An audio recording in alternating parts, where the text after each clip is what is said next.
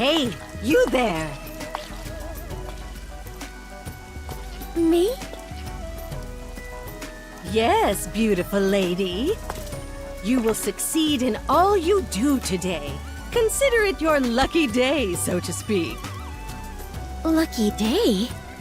Yes, it'll be the best day of your life. If you were ever to play a game of chance, today would be the day. Shall I read your fortune?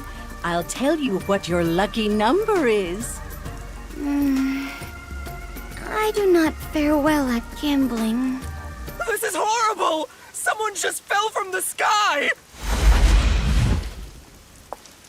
Is this part of my lucky day?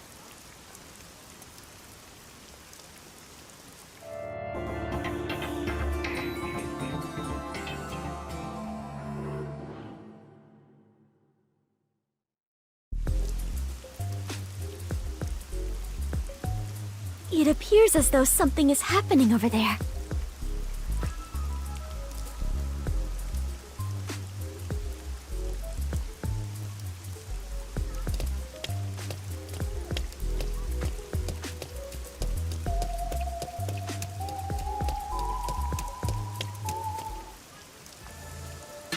I wonder if it could be some sort of festival. What's going on? Looks like someone collapsed. Some guy fell from a building nearby. Was it a suicide? Pardon me. Please let me through. Are you a doctor?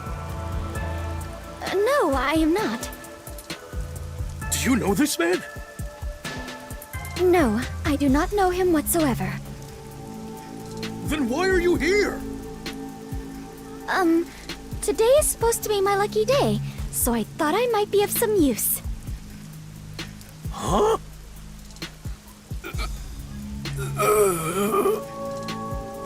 Oh, you are still breathing. What luck.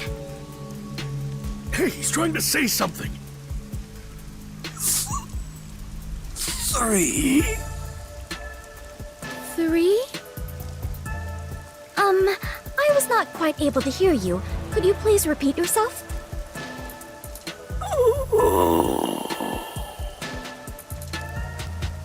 Hey, hang in there. He's not breathing. Where's the ambulance? Maybe that was a dying message? It sounded to me as though he was trying to say the number 3. If I am not mistaken, those were the last words he uttered before death. I must not let them go to waste. Oh, if I rewind time, I can hear his message again. Repeatedly hearing someone's dying message is something only I can do. What are you mumbling about? If you're not gonna help, get out of the...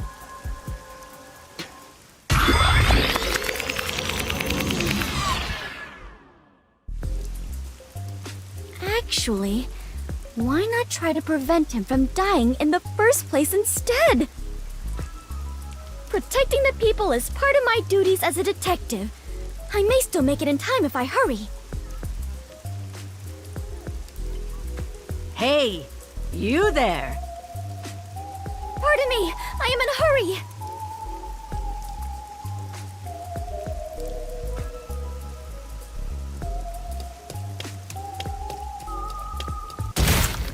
Oh, that noise!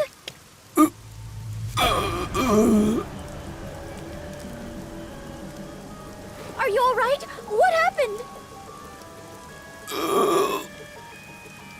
Is there something you must say to me? Please, go ahead. 2. 2? As in the number? Hey, you. What happened? Are you all right? Should I call an ambulance? No need. I am fine. I shall be right back.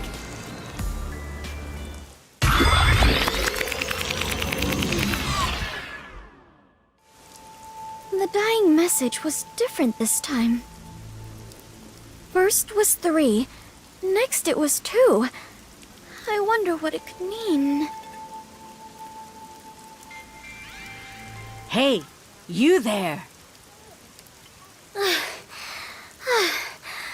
The This is exhausting. I might not make it. Oh, perfect timing. Pardon me. Please let me in. Forward! Full speed ahead!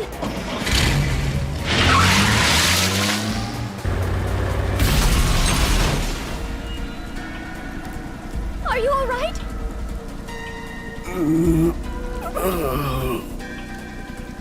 What happened here?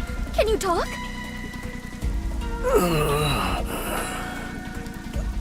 There. One. One? Now it is one? What could it mean? Tell me, please, before you die!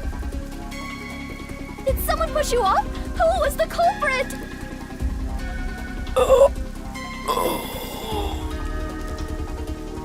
No good. I must do it over again. Hey! He's still breathing! The car's roof must have cushioned his fall! Hurry up and call an ambulance! Thank goodness. It is true. Today really is my lucky day. What a happy ending.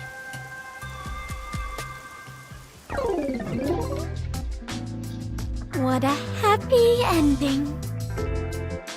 And that is what happened the other day. That's not a happy ending at all! Nothing was solved! Did the guy live? Yes, he managed to survive, although he is currently in a coma. So you still don't know why he fell from the sky? The newspaper says it was an attempted suicide. It seems he climbed over a fence on top of the building. I bet the peacekeepers made that up after another half-assed investigation.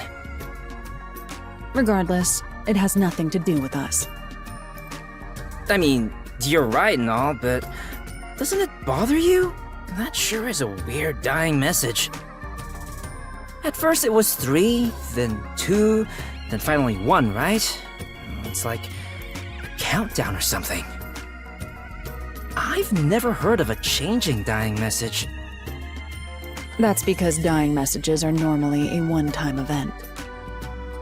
So perhaps the message changed because I turned back time. No, that doesn't make sense. The victim had already fallen by the time you arrived at the scene. So whether it be a suicide or a homicide, the events leading up to the fall shouldn't have changed. And I doubt he'd want to tell you something different each time. What do you think, Alara? Should I assume you're requesting to hire me with that question? Never mind then. It was dumb of me to ask. No matter the problem, asking for my assistance is the wisest choice one can make. Except you charge an arm and a leg each time. Naturally, I must charge an appropriate rate. Although, in this case, it doesn't seem like a criminal act. I suppose I don't mind, if we consider this a conversation among friends. Oh, so we're friends now. What's with the change of heart? I wonder why the dying message changed. Do you know why, Halara? I can deduce the possibilities. However, I cannot declare anything unless I investigate the scene myself. So an investigation is still necessary.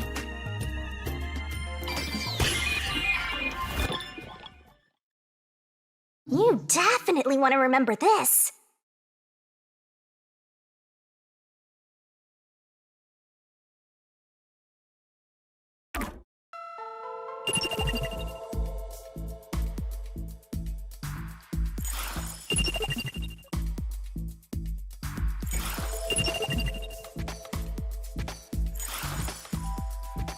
By the way, according to the newspaper, the victim fell from a 4-story building.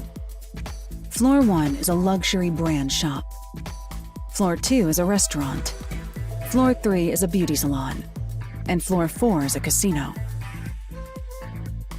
Each floor has windows facing the street that cannot be opened. Thus, it's very likely the victim fell from the rooftop.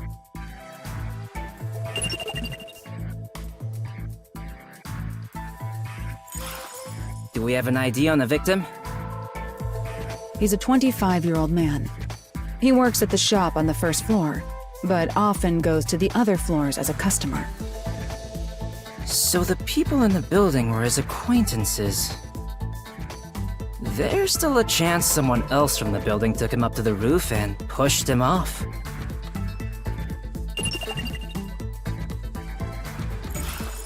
Perhaps the dying message indicates who did it? If that was the case, then it's weird the message changed each time he got to the victim. Or maybe there's someone named 321? That can't be it, right? You can't say that with certainty.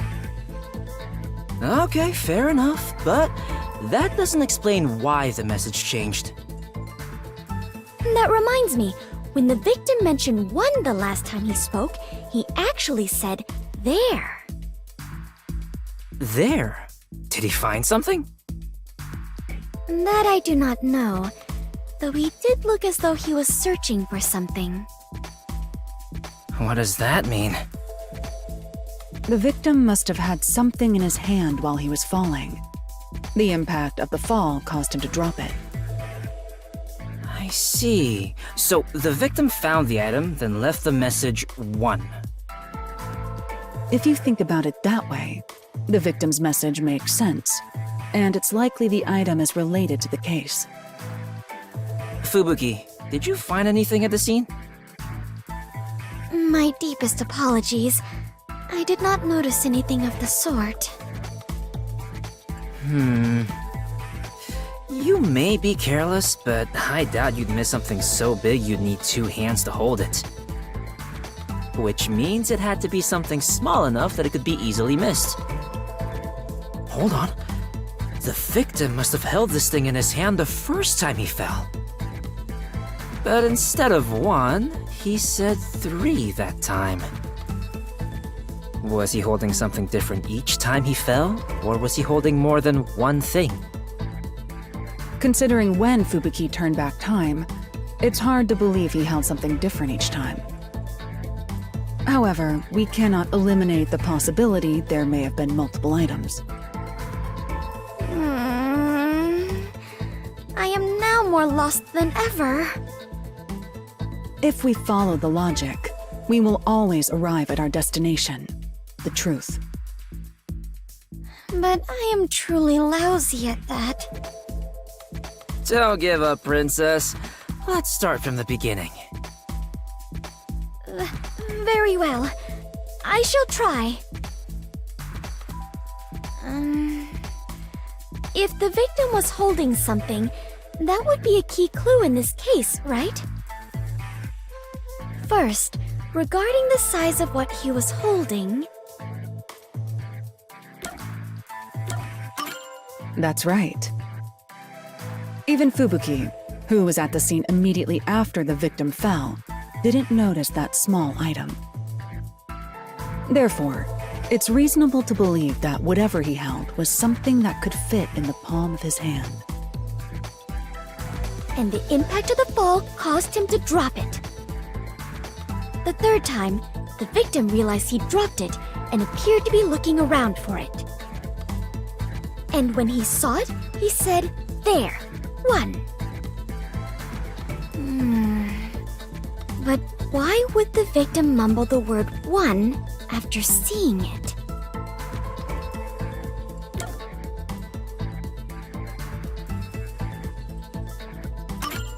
Normally, that would mean that whatever was on the surface of the item displayed the number 1, would it not? So the victim saw that and read the number 1 aloud. Huh? That's a dumb conclusion to make. No, that's a sensible way to think about it. It's logical as well. The victim saw it and mumbled 1, so we should assume it was actually written there. Are you serious? So whatever it is has the numbers written on its surface, right? What is it then? I don't get it. In the beginning, he said 3, not 1. It's not strange at all if we assume the number changes depending on the situation. The number can change? Wait, then that must be it! Whoa, Fubuki! Do you know what it is? Yes, although it is just my guess. The item the victim was holding...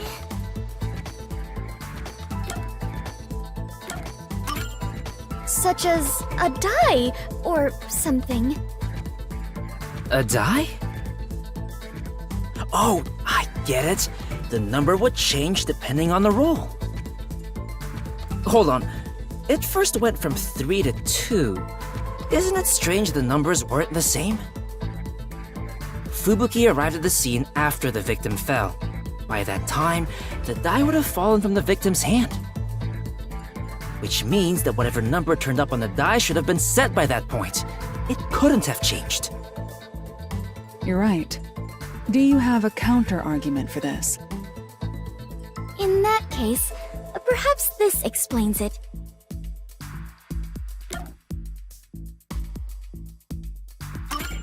The angle from which he saw the die would have been different. The angle? The first time, the victim was lying face down. If there was a die in his line of sight, he would have only seen one side of it. What about the second time? The second time, I arrived just a bit earlier, so I tried to help the victim up. At that moment, he probably saw the top side of the die. I see. So that's how it went. It's true that under normal circumstances, only the number on the top of a die is read. He landed on the taxi the third time, so it is possible that the roll of the die changed. Fubuki, you sure are sharp this morning. Really?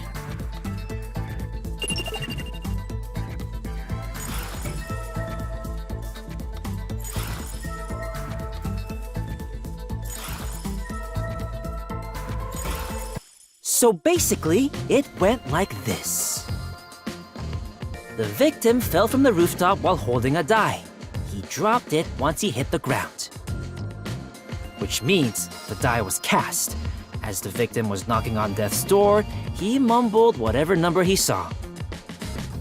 Great job deducing that much, Fubuki! Does it appear that I'm becoming a better detective? Yeah, but not nearly as great as me. We still lack an answer regarding the final part. The final part? What was the victim trying to communicate with his dying message? Now that you mention it, you're totally right. Why did he even bother reading the number on the die? Perhaps it was to inform us of the identity of the culprit? There is no doubt that the die was meant to point out the culprit. Nearing death, the victim sought out the die to inform you of that. But in his daze, the best he could do was say the number he saw. So the die was pointing out the culprit? Wait, wasn't there a place that had something to do with dice in the building the victim fell from? Oh, so perhaps the culprit was in there?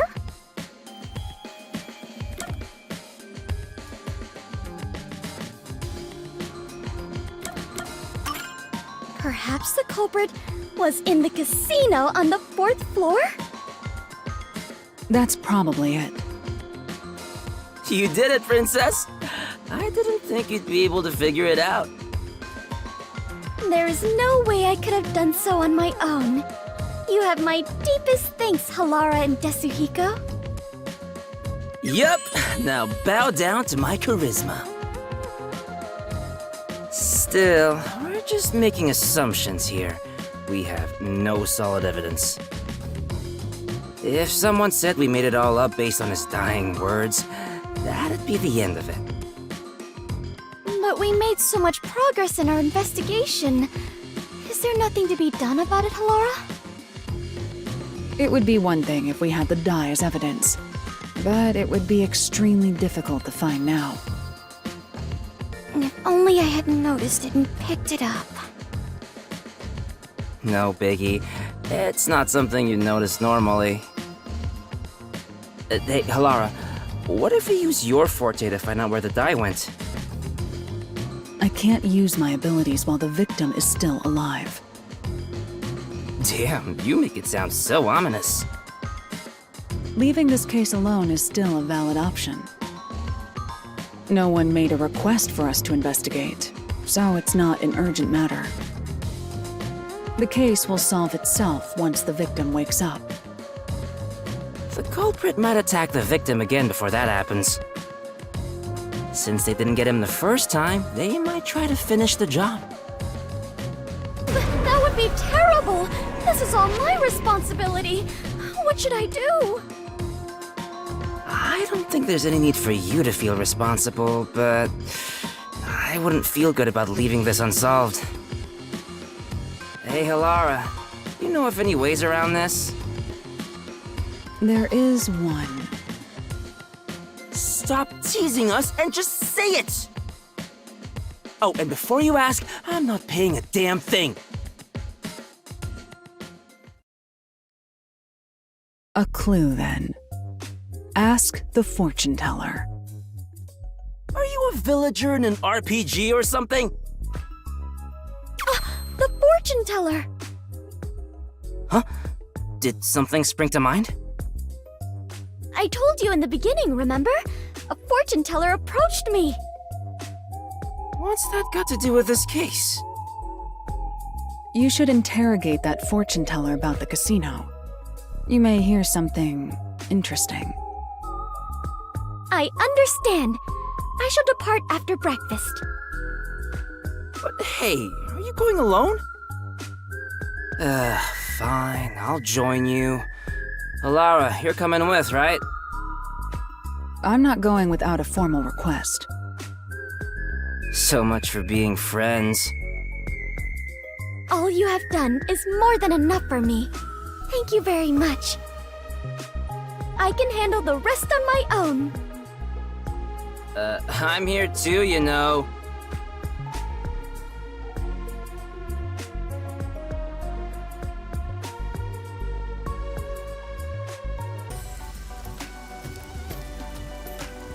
Hey, you there! Us? Yes, you lovebirds. You make one fine pair. You will succeed in all you do today. Consider it your lucky day, so to speak. Lucky day? Yes, it'll be the best day of your life. If you were ever to play a game of chance, today would be the day. Shall I read your fortune? I'll tell you what your lucky number is. Yes, please. It appears that multiples of 3 are your lucky numbers.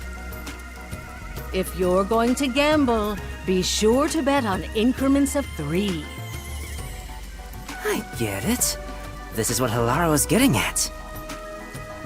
What do you mean? You're in bed with that casino up ahead, aren't you? What are you saying? Casino? I don't know what you're talking about. You claim we have good luck to scam us at the casino. That's a baseless accusation. I'm just an ordinary fortune teller. You must have heard about the guy who fell from the casino's building. The victim was nearly killed by someone who works there. I bet he knew too much about your secret. If you know something, you better cough it up now. Or you might be next. And if you're working with dangerous people, you should call it quits today.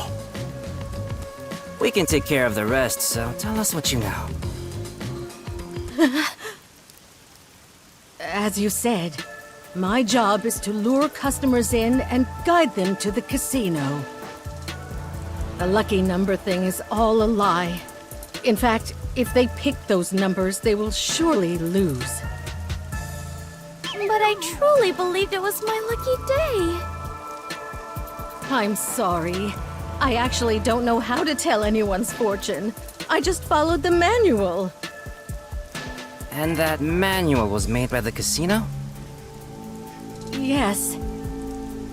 Cheating is rampant in the casino. They really conduct some dirty business there. Do you know the man who fell from the building? Yes. He's what they call a hired plant. He mixes in with the customers and steers them a certain way so the casino can cheat them. So, my ears perked up when I heard he attempted to kill himself. I knew he'd made a mistake and was being silenced. I see. So that's what it was.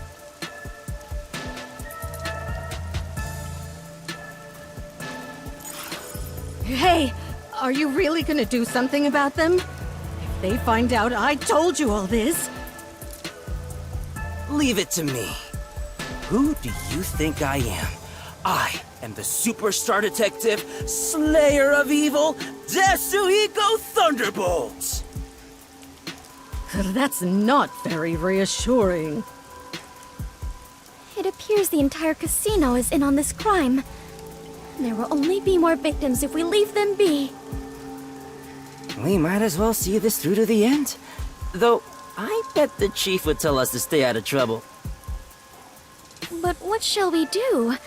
We lack even a single piece of evidence. I would feel terrible if we had to involve the fortune teller more than necessary. I guess we'll have to rush in from the front. Which means we are going on an adventure! Yeah! Are they really gonna be all right?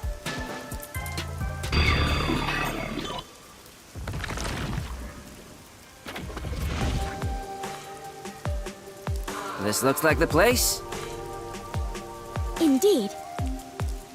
Do you have a plan, Desuhiko? Of course. The plan name is Leave Things to Chance. Wow! That sounds exciting! Let's go, Fubuki! Right! Wait. Lara, what are you doing here? I knew you'd rush in without a plan. You are correct, Halara! Carelessly sowing confusion will simply result in more victims. Don't be so rash. Are you trying to get in our way? It'd be one thing if you just stayed out of it. I'm saying the two of you don't stand a chance. If you're up against a casino, let me handle it. Huh? Are you going to help us? Bet on me and you are sure to win. Listen, here's the plan.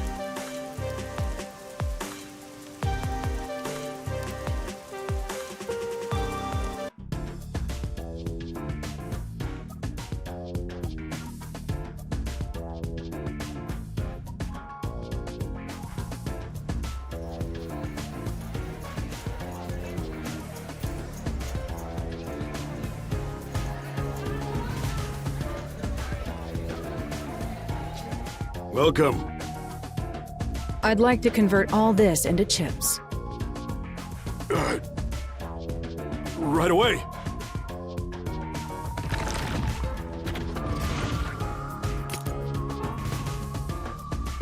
Call the owner over. I'd like to play a game. Tell the owner I want to talk to him about that attempted suicide. Understood.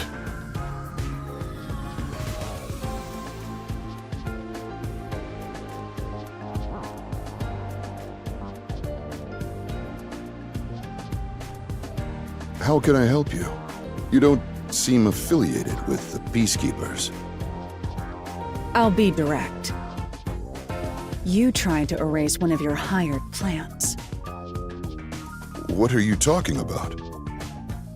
I'll bet all of my chips. If you win, then this issue will disappear. We'll conclude our investigation and never return. And of course, you can keep all the chips. Laura, are you sure about this? And if you win? You will confess your crimes and turn yourself into the Peacekeepers.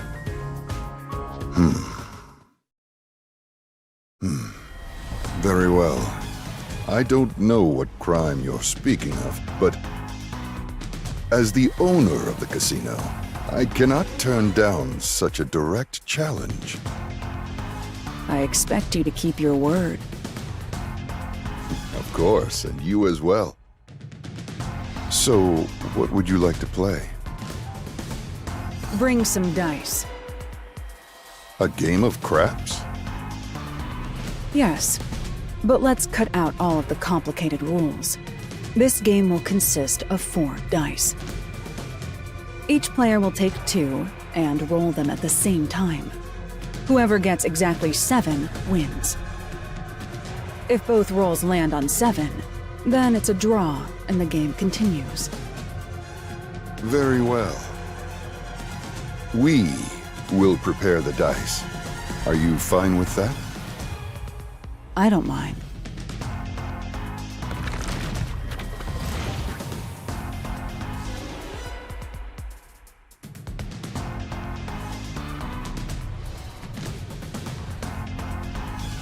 You'll roll the dice. What? Me? But you are far better at gambling, Laura. I'm going to find out what's going on. Just roll the dice like you normally would. However, if the opponent rolls a 7, turn back time. Oh, right. I do have that ability. Are you ready? Let's play.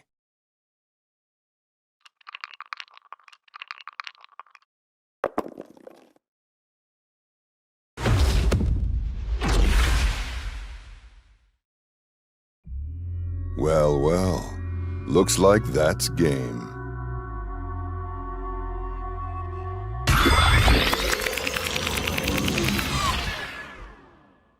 However, if the opponent rolls a 7, turn back time. Laura, I just turned back time. You rolled a 7 right at the start. And my roll was terrible, by the way. I completely lost. I knew it. But you can do this as many times as you want. That's your strength. Right. Are you done with your huddle? No amount of planning will help with dice. You must let luck take over from here. Now, let us play. Yes, game on. This time...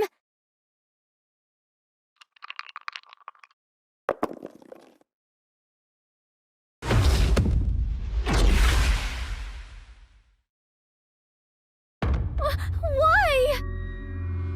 Well, well. Looks like that's game.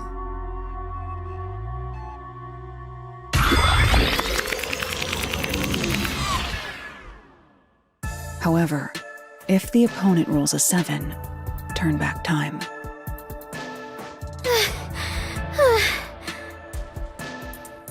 I have returned. This is the second time. The opponent rolled 7 on the first throw both times. The timing of the dice roll was different from before, so I thought there would be different numbers. Are casino owners blessed with natural luck? No, it's not luck. He's probably cheating. Cheating? Seems like he's going all out. Well then, there's no reason for us to hold back either. But what are you going to do? If he can cast a 7 each time through cheating, no amount of turning back time will help. Moreover, there is a limit to how many times I can use my ability. There is a way to prevent his cheating. Really? However, prevention doesn't guarantee us victory. In order for us to win, you must roll a 7. Oh, right. Can you do it this time, Fubuki? I can certainly try. I became a detective by challenging my own fate. I refuse to lose here. I'll join you in your battle. Right! Are you done with your little meeting? You can talk all you want, but I don't think it will change the numbers on the dice. Now, shall we play? Before we begin, I'm thirsty. Can I get some water? Very well.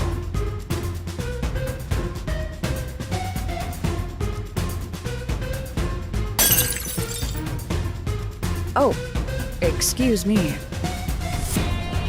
What are you trying to do? My hand slipped. Let's begin. Very well. I'm counting on you, Fubuki. This game won't end until you roll a 7. Leave it to me!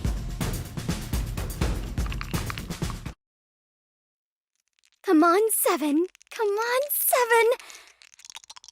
There! You... How did you...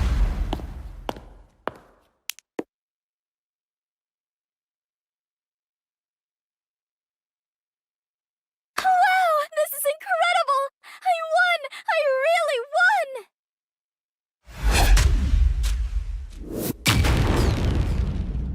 Impossible! I can't lose with these dice!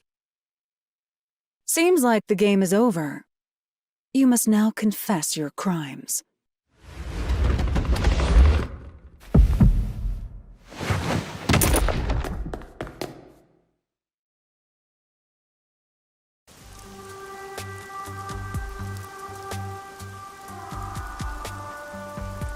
I'm glad to see you have regained consciousness. Are you all right after that awful fall? What? No, it's me, Desuhiko. We went over this before we entered the casino. Were you even listening?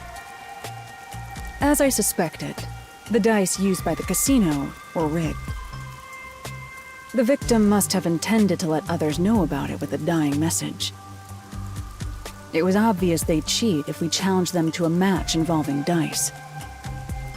Which is where I came in. While I distracted the staff, Halara messed with the dice.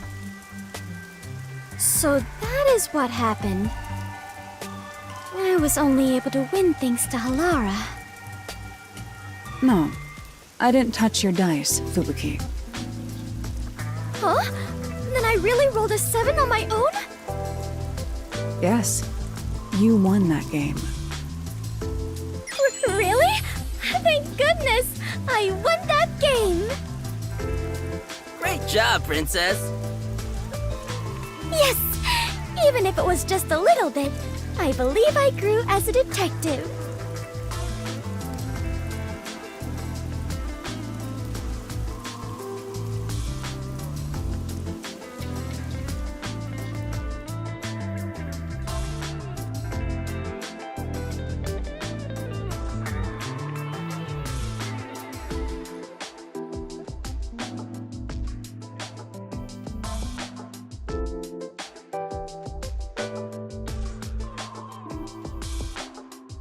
Hey, Halara, please do something.